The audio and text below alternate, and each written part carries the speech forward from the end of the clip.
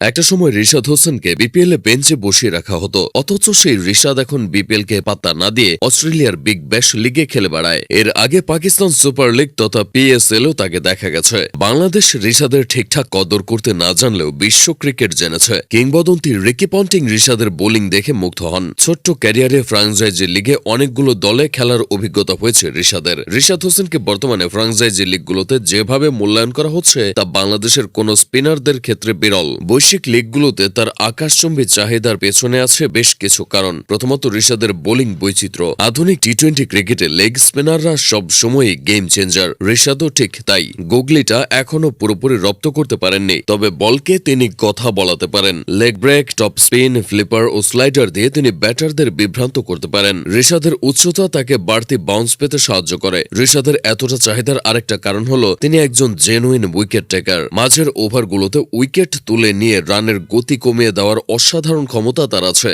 Franchise দলগুলো সাধারণত এমন বোলার খোঁজে যারা কেবল রান আটকাবে না, বরং ব্রেক থ্রু এনে দেবে। এছাড়া রিশাদ একজন দুর্দান্ত অ্যাথলেট এবং ফিল্ডার। বাউন্ডারি লাইনে তার ক্ষিপ্রতা ও ক্যাচ ধরার নির্ভরযোগ্যতা তাকে পূর্ণাঙ্গ প্যাকেজ হিসেবে গড়ে তুলেছে। অনেক দূর থেকেও তিনি দ্রুত গতিতে বল থ্রো করে প্রতিপক্ষকে রান আউটের ফাঁদে ফেলতে পারেন। শুধুমাত্র ফিল্ডিং দিয়ে তিনি 5 থেকে 10 রান বাঁচিয়ে দিতে পারেন। সবশেষে আছে তার পাওয়ার হিটিং দক্ষতা। রিশাদ শুধু একজন বোলার নন, ব্যাটার হিসেবেও তিনি অনেক সময় নির্ভরযোগ্য। একজন কার্যকর লোয়ার অর্ডার ব্যাটার হিসেবে তাকে ভরসা করা যায়। বড় বড় ছক্কা মারার সামর্থ্য তাকে একজন আদর্শ পাওয়ার হিটিং অলরাউন্ডার বানিয়েছে, যা ফ্রাঞ্চাইজি লিগে দলের ভারসাম্য রক্ষায় অত্যন্ত জরুরি। আন্তর্জাতিক ক্রিকেটে লেগ স্পিনারদের কদর অনেক। বোলিং বৈচিত্র্যের প্রয়োজনে বেশিরভাগ দেশ জাতীয় দলে এক বা একাধিক লেগ স্পিনার রাখার চেষ্টা করে। বৈশ্বিক ফ্রাঞ্চাইজি লিগে লেগ স্পিনারদের চাহিদা আরো বেশি। ব্রেক থ্রু মাস্টার মনে করা হয় লেগিদের। রশিদ খানদের তাই মোটা অঙ্কের সম্মানে দিয়ে নিলাম থেকে কেনে ফ্রাঞ্চাইজিরা। বাংলাদেশের ক্রিকেটে এক্ষেত্রে কিছুটা ব্যতিক্রম। লেগ স্পিনারদের ওপর ভরসা করতে পারেন না কোচরা।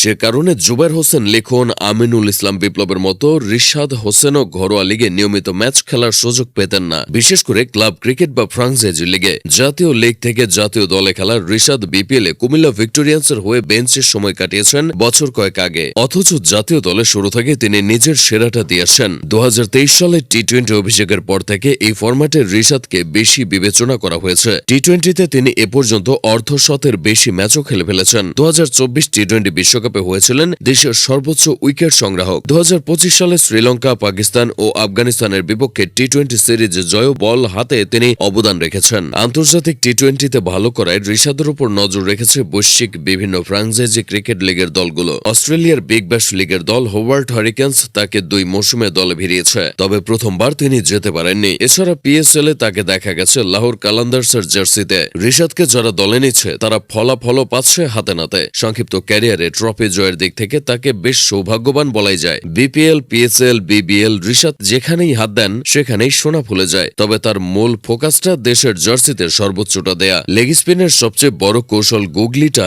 এখনো সেভাবে রপ্ত করতে পারেননি তিনি। মাঝে মধ্যে বেশ রানও হজম করতে হয় রিশাদকে, কিন্তু তিনি কামব্যাক করতে জানেন। হার না মানা মানসিকতা রিশাদকে অন্যদের থেকে আলাদা করেছে। সব মিলিয়ে লেগ স্পিনার নিয়ে বাংলাদেশের ক্রিকেটে যে আক্ষেপ ছিল, রিশাদ একাই সেই অভাব পূরণ করে দিচ্ছেন।